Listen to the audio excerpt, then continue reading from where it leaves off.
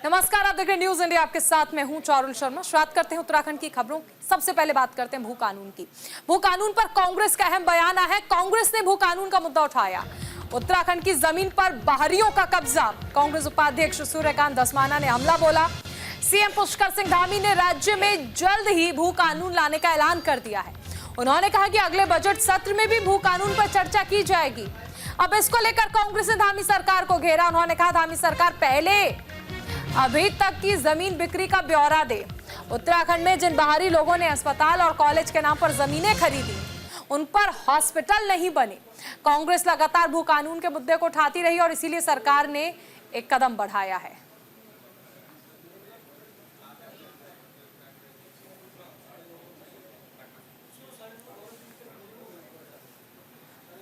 बड़ी खबर, कांग्रेस ने भू कानून को लेकर धामी सरकार पर हमला बोला है।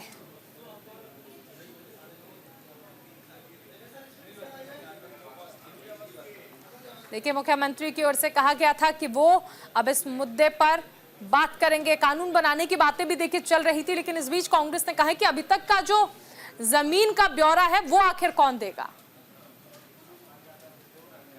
ये बड़ी खबर बता रहे हैं। सीएम धामी की ओर से ऐलान किया गया था कि बजट सत्र में भू कानून पर चर्चा की जाएगी। अब इसको लेकर कांग्रेस ने धामी सरकार को घेरा है। उन्होंने कहा धामी सरकार पहले अभी तक की जमीन बिक्री का ब्यौरा दे। उत्तराखंड में जिन बाहरी लोगों ने अस्पताल और कॉलेज के नाम पर जमीनें खरीदी थी, उन पर हॉस्पिटल नहीं बने। कांग्रेस लगातार भू कानून के मुद्दे को उठाती रही और इसीलिए सरकार ने एक कदम आगे बढ़ाया है।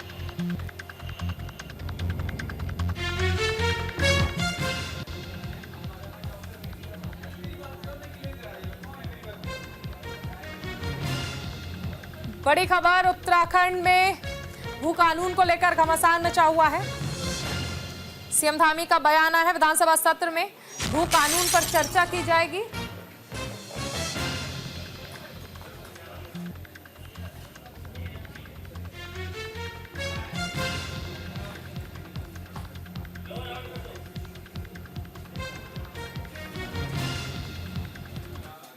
तो आखिर क्या है भू कानून? सबसे पहले ये बताते हैं, गलत तरीके से जमीन लेने वालों पर इसके तहत कार्रवाई की जाएगी। उद्योग के लिए निवेशकों को जमीन की कोई दिक्कत नहीं आएगी।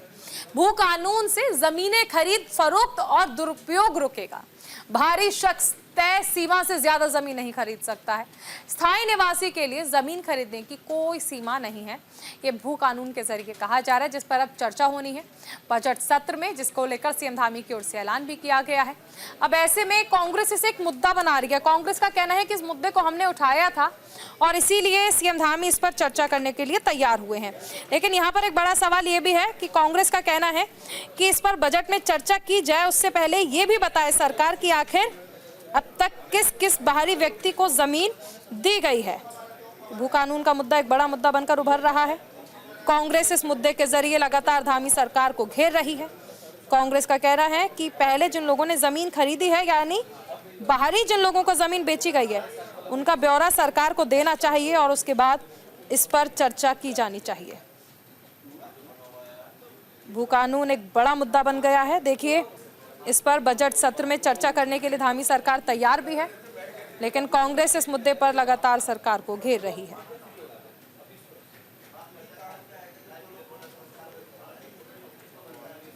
भू कानून के जरिए देखिए, बाहरी व्यक्तियों को इसमें इजाजत नहीं होती है कि वो जमीन खरीद सकते हैं, लेकिन अब इस मुद्दे पर सरकार पर कांग्रेस जमकर हमला बोल रही है। कांग्रेस का कहना है कि पहले अभी तक जो जमीनें खरीदी गई हैं, उनका ब्यौरा सरकार को देना चाहिए कि आखिर किन किन बाहरी व्यक्तियों को जमीन बेची गई है।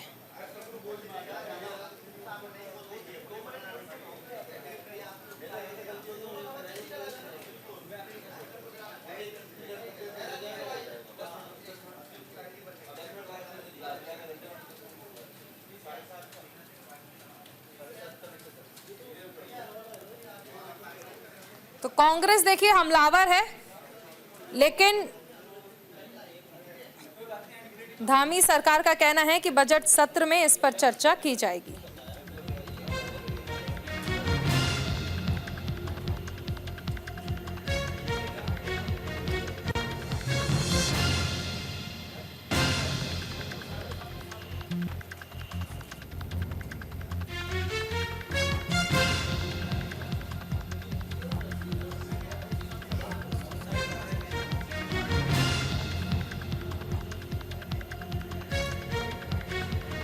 चलो ना फिर, और कैसे चलो।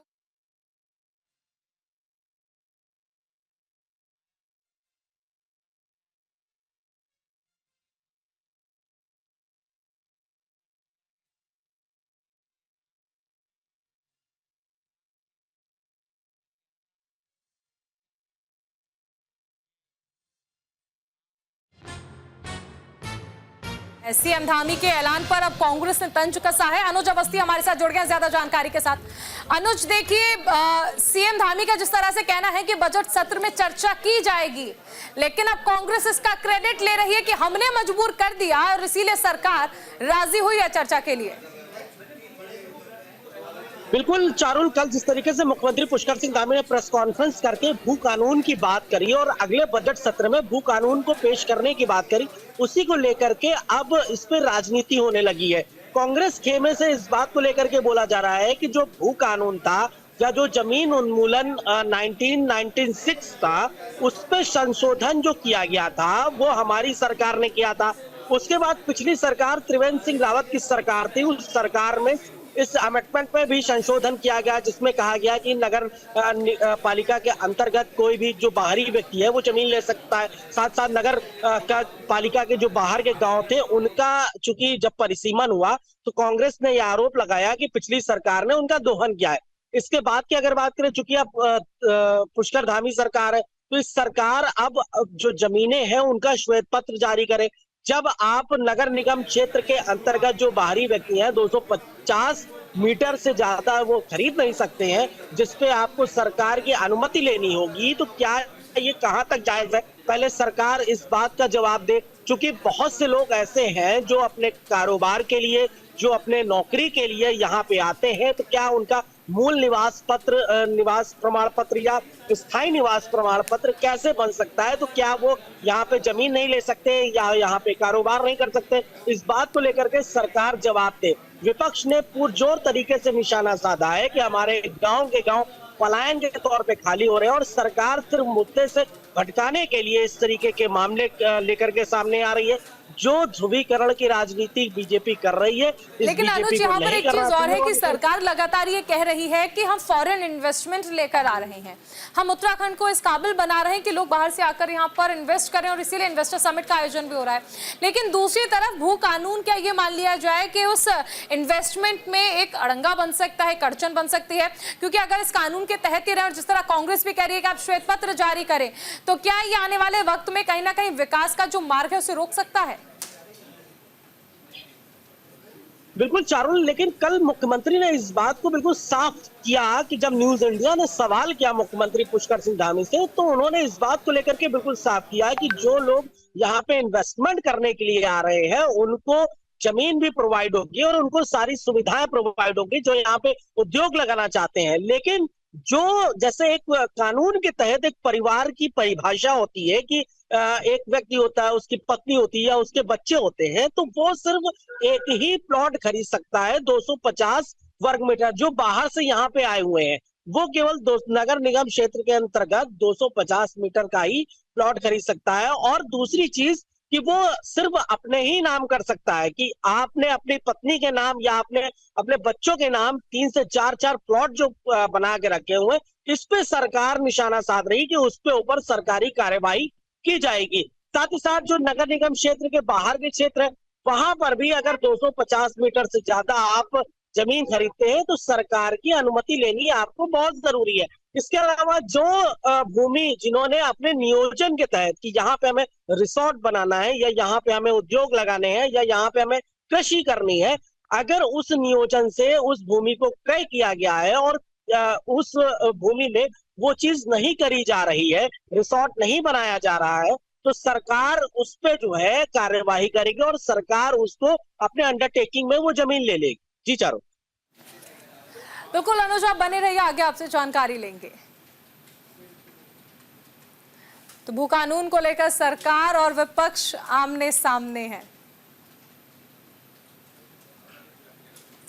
उत्तराखंड के चक्राता में बिजली विभाग का बड़ा एक्शन देखने को मिला। बिजली चोरी के खिलाफ विभाग ने बड़ी कार्रवाई की है। बिजली विभाग ने 10 जगह पर छापेमारी की और 10 जगह पर विभाग ने बिजली चोरी की घटनाओं को पकड़ा है। 10 लोगों के खिलाफ मुकदमा दर्ज हुआ है। उत्तराखंड के चक्राता में बिजली की बढ़ती चोरी के कारण बिजली विभाग सख्ते में है।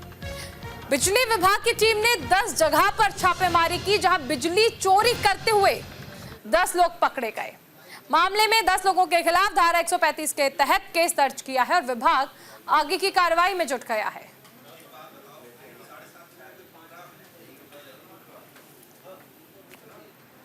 अनुज हमारे साथ जुड़ गए ज्यादा जानकारी के साथ। अनुज, देखिए, बिजली विभाग की एक बड़ी कार्रवाई ये देखने को मिली है, क्योंकि आज के समय में जहां पर हम इलेक्ट्रिक मीटर्स देख रहे हैं, लेकिन उसके बावजूद आप देखिए कि किस तरह से बिजली चोरी की घटनाएं रुकने का नाम नहीं ले रही। बिल्कुल चारुल, जिस तरीके से राजधानी देहरादून के चक्राता में जो है इस तरीके की घटना सामने आई, जिसमें बिजली विभाग के द्वारा करीब करीब 10 जगहों पे छापेमारी करी गई, जिसमें बिजली चोरी करते हुए पकड़ा गया, साथ ही साथ उन पे जुर्माना भी लगाया गया। और इस तरीके की चीजें लगातार विभाग के द्वारा की जा रही, छापेमारी की जा रही, चाहे वो राजधानी देहरादून से सटे विकासनगर क्षेत्र हो, विकासनगर से चक्राता क्षेत्र हो, चक्राता से कालसी क्षेत्र हो, इन तमाम जगहों पे बिजली विभाग छापेमारी कर रहा है और इसमें बिल्कुल एक्शन में दिख रहा है बिजली विभाग। और जहां जहां पे इस तरीके के मामले पकड़े जा रहे हैं, जहां जहां पे बिजली की चोरी पकड़ी जा रही है, वहां पे सख्त कार्रवाई की जा रही है और साथ ही साथ बिजली विभाग के द्वारा जुर्माना भी लगाया जा रहा है। जी चारू। बिल्कुल अनुज, एक चीज और समझना चाहेंगे कि ये कार्रवाई अभी देखिए हमने चक्राता में देखने को मिली है, वहां पर 10 लोगों के खिलाफ मुकदमा दर्ज किया गया है। आने वाले वक्त में ये कार्रवाई और कहां तक जारी रहेगी और कहां कहां पर अभी बिजली विभाग इस तरह के एक्शन लेने के मूड में नजर आ रहा है? बिल्कुल, जिस तरीके से बिजली विभाग अब एक्शन में दिख रहा है, चाहे वो राजधानी हो, हरिद्वार, देहरादून हो या हरिद्वार हो, उधम सिंह नगर हो, साथ ही साथ पहाड़ के जो जिले हैं वहां पर भी अब बिजली विभाग पूरी तरीके से एक्शन में दिख रहा है कि वहां के जो क्षेत्र हैं, लोगों के जाकर के वहां पे छापेमारी की जा रही है। जहां औद्योगिक घराने हैं वहां पर भी छापेमारी की जा रही है कि बिजली की जो खपत है कहीं चोरी तो नहीं की जा रही है। हरिद्वार के सिडकुल क्षेत्र हो या राजधानी देहरादून के सिडकुल क्षेत्र हो, उधम सिंह नगर में भी जो औद्योगिक एरिया है सिडकुल रुद्रपुर में, वहां पर भी छापेमारी की जाएगी। तो बिजली विभाग पूरी तरीके से एक्शन में दिख रहा है और हर जगह पे ये छापेमारी की जा रही है। जी अनुज, एक चीज और समझना चाहेंगे कि इस तरह के क्या एक्शन लेने के मूड में है बिजली विभाग, ताकि इस तरह की घटनाएं जो हैं वो रुक सकें, क्योंकि खासकर हम पहाड़ी इलाके में देखें तो बहुत ज्यादा बिजली खपत के मामले जो हैं वो सामने आ रहे थे। इस तरह की शिकायतें बिजली विभाग को लगातार मिल रही थी। बिल्कुल, जिस तरीके से बिजली विभाग ने अभी 10 जगहों पे छापेमारी करी है, इसी प्रकार से राजधानी देहरादून के कई इलाकों में भी छापेमारी करी गई है। बिजली विभाग इस बात को लेकर के कह रहा है कि आखिर बिजली की कटौती अगर हो रही है, चाहे वो पहाड़ी क्षेत्र हो, क्योंकि वहां पर भी कुछ जो होम स्टे है वहां पे बिजली सबसे ज्यादा लगती है। सौर ऊर्जा पैनल जरूर लगे हुए हैं, लेकिन जो पर्सन है वो अपने घरों में बिजली की जो खपत है उसको बनाए रखने के लिए बिजली चोरी करते हैं। तो हर एक मीटर को चेकिंग करी जा रही है बिजली विभाग के द्वारा, चाहे वो अल्मोड़ा जिला हो, चाहे वो उत्तरकाशी जिला हो, चाहे वो बागेश्वर जिला हो, चाहे वो रुद्रप्रयाग जिला, इन तमाम जगहों पे जो बिजली विभाग है वो अब शिकंजा कस रहा है कि चोरी की बिजली अब नहीं जलाई जाएगी। सबसे ज्यादा जो चोरी की बिजली होती है, चूंकि काशीपुर क्षेत्र ऐसा, वहां पर भी उधम सिंह नगर के वहां पर भी औद्योगिक क्षेत्र है, वहां पर भी कई फैक्ट्रियां लगी हुई, तो अब सरकार और बिजली विभाग दोनों अपने एक्शन मोड पे हैं और जाकर के वहां पे छापेमारी करें। जी बहुत शुक्रिया इस तमाम जानकारी के लिए अनुज। दीपावली से पहले उत्तराखंड में जीएसटी विभाग एक्टिव हो गया है। पटाखा व्यापारियों की टैक्स चोरी पर कड़ी नजर है। दरअसल जीएसटी विभाग के पास इस तरह के इनपुट्स हैं कि पटाखा व्यापारी अपना टर्नओवर छुपाते हैं। व्यापारी टैक्स देते समय तो काफी कम कीमत दिखाते हैं, लेकिन मार्केट में वही पटाखे ज्यादा कीमत बेचे जाते हैं और ऐसे में रेवेन्यू चोरी पर दुकानदारों का एक्शन लिया जाएगा।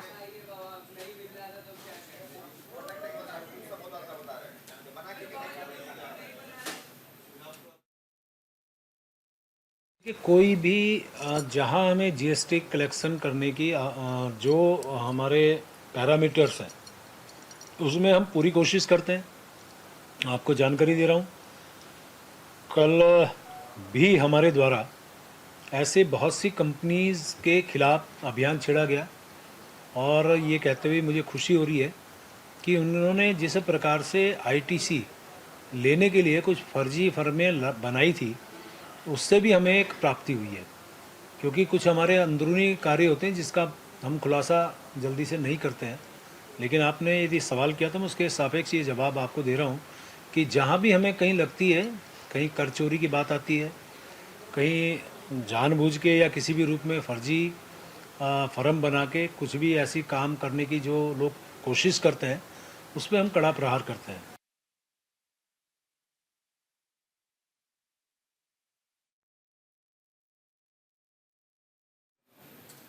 एक और बड़ी खबर, धामी सरकार के खिलाफ कांग्रेस का हल्ला बोल। हल्द्वानी में 30 सितंबर को कांग्रेस प्रदर्शन करने वाली है।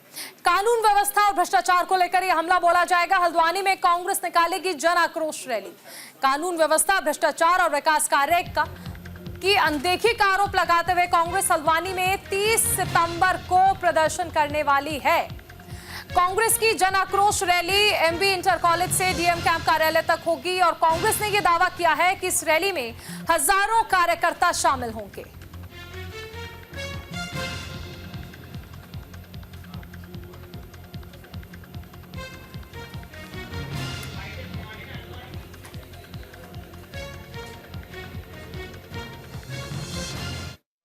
संबंधित समस्या है। ये जो अधिकार और अफसरशाही हावी हो चुकी है व्यवस्था और इनके हावी होने से जो घोटाले लगातार हो रहे हैं, जो लगातार लोगों को दिक्कतों का सामना करना पड़ रहा है, जो लगातार व्यापक भ्रष्टाचार पूरे इस प्रशासन शासन की देन बन चुका है, इसके खिलाफ हल्ला बोल जन आक्रोश रैली हमारे 30 सितंबर को हजारों की तादाद में इसमें लोग आएंगे। महिलाओं की सुरक्षा की मैं बात करूं, युवाओं के रोजगार की मैं बात करूं, मैं पलायन की बात करूं, बिजली पानी के बिल महंगे होने की बात करूं, महंगाई की मैं बात करूं और विशेष यहाँ पे कुछ संगठन जो हर समय चाहते कि धार्मिक उन्माद फैल जाए, हर समय कोई ना कोई ऐसी कार्रवाई करना चाहते जिससे शहर की गुजारा। प्रदेश के हालात बद से बदतर हो चुके हैं। कानून व्यवस्था पूरी तरह ध्वस्त हो चुकी है। अपराधियों में डर नहीं है। आम जनता डर और भय से ग्रसित है। महिलाएं असुरक्षित महसूस कर रही हैं। भ्रष्टाचार का बोलबाला है और जो डेवलपमेंट की बात करते हैं, विकास की बात करते हैं, सबका साथ सबका विकास की बात करते हैं, यह दायरा खोखला हो चुका है, बेईमानी हो चुका है। चलिए आगे बढ़ते, एक बड़ी खबर खटीमा से आ रही है जहां पर पुलिस विभाग ने एक बड़ी कार्रवाई की है। पुलिस ने लाइटर तस्करी गिरोह का पर्दाफाश किया। चेकिंग अभियान के दौरान दरअसल 10 पेटी लाइटर जब्त किए गए हैं। पुलिस ने 2 तस्करों को गिरफ्तार कर लिया है। दरअसल अवैध तस्करी को रोकने के लिए पुलिस विभाग सख्त नजर आ रहा है। खटीमा में पुलिस ने यह बड़ी कार्रवाई की है। दरअसल पुलिस विभाग ने लाइटर तस्करों का पर्दाफाश किया है और नेपाल से लाई जा रही 10 पेटी लाइटर्स के साथ 2 तस्करों को गिरफ्तार किया गया है। पुलिस विभाग ने अवैध तस्करी को रोकने के लिए दरअसल चेकिंग अभियान चलाया था और इस दौरान पुलिस टीम ने 2 तस्करों को 10,000 लाइटर के साथ गिरफ्तार किया है। तस्करी में इस्तेमाल की जा रही गाड़ी को भी पुलिस ने जब्त कर लिया है। बरामद किए गए सामान की कीमत लगभग 1 लाख रुपए आंकी जा रही है और जब्त किए गए अवैध सामान को कस्टम विभाग के हवाले कर दिया है। फिलहाल पुलिस इन तस्करों से पूछताछ कर रही है और मामले की छानबीन में जुट गई है।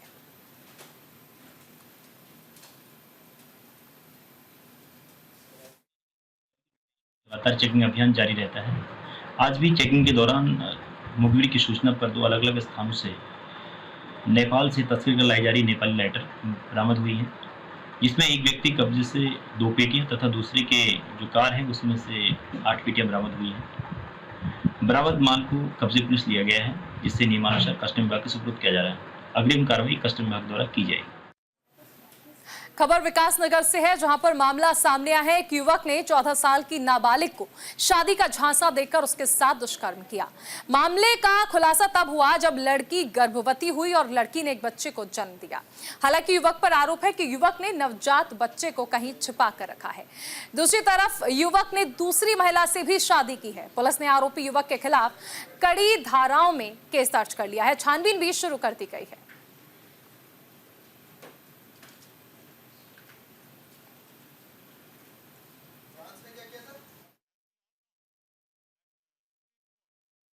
एक मामला आया है जिसमें एक व्यक्ति द्वारा पुलिस पर रिपोर्ट दर्ज कराई है। ये बताया गया है कि उन्हीं के मोहल्ले के एक युवक द्वारा उनकी नाबालिग पुत्री 14 वर्ष के साथ बलात्कार करके उसका एक बच्चा पैदा होने पर उस बच्चे को अपने किसी रिश्तेदार के वहाँ रखवाया गया और बताया गया कि बाद में उसके साथ निकाह कर लेंगे। बाद में पता चला कि उक्त युवक परवेज, जिसका नाम है, जीवनगढ़ का रहने वाला है, उसके द्वारा अन्य कहीं निकाह कर लिया गया है। तहरीर के आधार पर बलात्कार और पॉक्सो के अंतर्गत अभियोग पंजीकृत कर लिया गया है। अभियोग की विवेचना की जा रही है, पीड़िता का मेडिकल कराया जा रहा है और जो बच्चे का और नामजद अभियुक्त का DNA के मिलान की कार्रवाई आदि विवेचना में की जा रही है। खबर हल्द्वानी से है, जहां पर युवती से छेड़छाड़ के बाद हंगामा हो गया। हिंदूवादी संगठन ने जमकर हंगामा किया है। आरोपी के घर और दुकान पर तोड़फोड़ की गई। फिलहाल पुलिस मामले की जांच में जुट गई है। हल्द्वानी के मुखानी थाना इलाके में हिंदूवादी संगठन ने समुदाय विशेष के एक युवक पर दुकान और घर में जमकर हंगामा किया और फिर हनुमान चालीसा पाठ करना शुरू कर दिया। युवक की दुकान पर तोड़फोड़ की गई। समुदाय विशेष का युवक मॉड्यूलर किचन बनाने का काम करता है और उस पर आरोप है कि उसने वहां काम करने वाली एक लड़की के साथ छेड़खानी की। कई दिनों से छेड़छाड़ की शिकायतें मिल रही थी और उसके बाद लोगों ने काठगोदाम थाना इलाके में युवक को लड़की के घर पर रंगे हाथ पकड़ लिया, जिसके बाद युवक को जमकर पीटा गया। तो हमारी जो मांग थी वो यही थी कि जैसा कि यहाँ के लोगों को ये ज्ञात नहीं था कि कौन आदमी इनके बीच में रह करके बस रहा है, जिसकी कि बार बार ये भी शिकायत आ रही है। एक दूसरे इलाके से भी ऐसी शिकायत आई है, डुमा क्षेत्र से, कि किसी महिला के साथ इसने जो है दुर्व्यवहार किया है। तो जब इन लोगों को पता चला तो ये लोग चाहते हैं कि ऐसा कोई भी अराजक तत्व जो है इस समाज में ना रहे। का आरोप है कि उनकी महिला के खिलाफ इस व्यक्ति द्वारा छेड़खानी की गई है, तो इस पर भी जांच की जा रही है। दूसरा ये जो अभी घटना हुई है, उसके दुकान का जो शीशा तोड़ा गया है, इस पर भी हम देख रहे हैं, जांच कर रहे हैं कि इसमें किनके द्वारा ये कार्य किया गया है। और जो पहला आरोप है इनका, दोनों पक्षों में जांच चल रही है, तो उसके बाद ही उचित। शाम एक फ़ोन आया मेरे पास कि दम्माडूंगा जो अम्बेडकर नगर चौकी है, वहाँ पे एक केस हुआ था। उस केस में जो लड़की थी, उसके भाई की ओर से एक कंप्लेन आई थी कि मेरे घर में एक मुस्लिम युवक घुसा हुआ है और वो मेरी बहन से लव जिहाद के चक्कर में है और मेरी बहन उसके वहाँ पहले से काम करती थी और वो आज मेरे घर में घुसा हुआ है। वो कंप्लेन उसने थाने में दी हुई है। उसके बाद आज लोगों में यहाँ के बहुत ज्यादा आक्रोश इस बात को लेकर था कि जब वो गतिविधि सामने, तो यहाँ वो पहले से इस तरह की घटनाएं करता है और एक घटना पहले, इससे पहले वो जिम के कोई लड़की के साथ भी कर चुका है। अवैध प्लॉटिंग पर देहरादून प्राधिकरण की बड़ी कार्रवाई। अवैध प्लॉटिंग पर प्राधिकरण ने बुलडोजर चलाया है। शिकायत मिलने के बाद प्राधिकरण का एक्शन देखने को मिला। अवैध प्लॉटिंग पर मसूरी देहरादून विकास प्राधिकरण की कार्यवाही लगातार देखने को मिल रही है। शिमला बाईपास रोड पर तकरीबन सैकड़ों बीघा जमीन पर कुछ समय पहले अवैध प्लॉटिंग की गई थी, जिसकी शिकायतें लगातार प्राधिकरण को मिल रही थी। आज प्राधिकरण की टीम ने मौके पर पहुंचकर जेसीबी मशीन की मदद से तकरीबन 100 बीघे से अधिक इस अवैध प्लॉटिंग को ध्वस्त किया। मौके पर बनाई गई अवैध फाउंडेशन सहित सभी सड़कों को तोड़ दिया गया।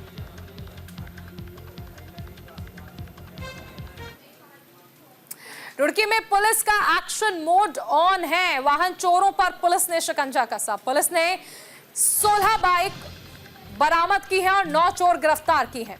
पुलिस की कार्रवाई में चोरों में हड़कंप देखने को मिला। मंगलौर से खबर है, जहां पर वाहन चोरी को लगाम लगाने के लिए पुलिस एक्शन में है। हरिद्वार जनपद में एसएसपी प्रमेंद्र सिंह डोभाल के निर्देश पर मंगलौर कोतवाली सहित सभी थाना क्षेत्रों में वाहन चेकिंग चल रही है। चेकिंग के दौरान वाहन चोर से कुल 16 बाइक बरामद की गई। अलग अलग इलाकों से चेकिंग के दौरान पुलिस को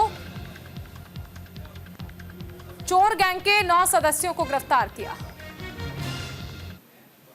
हरिद्वार पुलिस लगातार कार्रवाई कर रही है। आज एक बड़ी कार्रवाई में 3 अलग अलग थानों में, भगवानपुर, मंगलौर और पिरान कलियर में करीब 9 अभियुक्तों को पकड़ा गया है, जिससे 16 बाइकें अभी तक बरामद की जा चुकी हैं। और मुझे इसमें अभी इनसे और पूछताछ जारी है और इसमें जो भी और लोग सम्मिलित हैं या और गाड़ियाँ जो इनके द्वारा चोरी की गई हैं, उनका भी हम जल्दी हम खोज कर लेंगे। जल्दी इसमें अन्य बाइकें भी मिलने की पूरी संभावना है। इसके साथ ही वाहन चोरी के अगेंस्ट जो हमारा अभियान है वो लगातार कर रहा है। आज तीसरे दिन हम लोगों ने वाहन चोरी पर बड़ी कार्रवाई करी है।